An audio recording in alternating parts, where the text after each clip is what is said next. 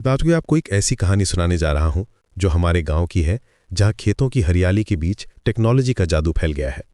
ये कहानी है ताऊ जग्गी की, जिन्होंने अपने छोटे से गांव को डिजिटल दुनिया से जोड़ दिया। सुबह की ठंडी हवा में जब सूरज अभी भी खेतों के पीछे चुप रहा था, ताऊ जग्गी अपने पुराने नोकिया फोन को देखकर मुस्कुरा रहे थे। उनके हाथों में अब एक स्मार्टफोन था जो उनके बेटे ने शहर से लाकर दिया था। पहले तो वो डरते थे इस छोटे से जादुई डिब्बे से, लेकिन अब देखिए कमाल, वो व्हाट्सएप पर अपनी फसल की फोटोज भेज रहे थे। गांव के बच्चे ताऊ जग्गी के घर के आसपास इकट्ठे हो जाते थे।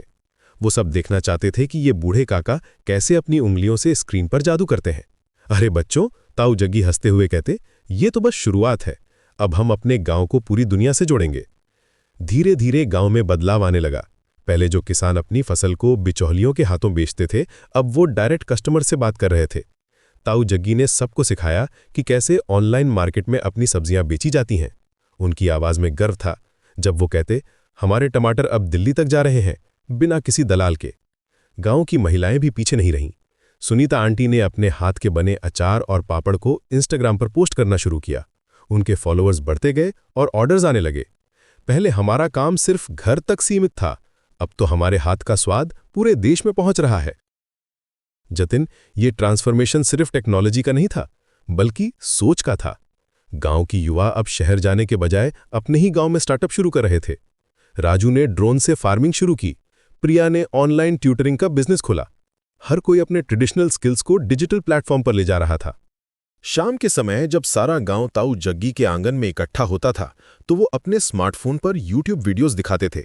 कभी नई फार्मिंग टेक्निक्स के बारे में, कभी वेदर फोरकास्ट के बारे में।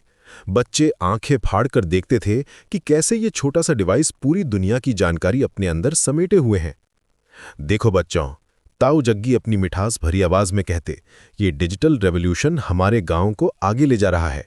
हमें अपनी जड़ों को भूलना नहीं है, बस उन्हें नई टेक्नोलॉजी के साथ जोड़ना है। उनकी बातों में वो सच्चाई थी जो सीधे दिल को छूती थी।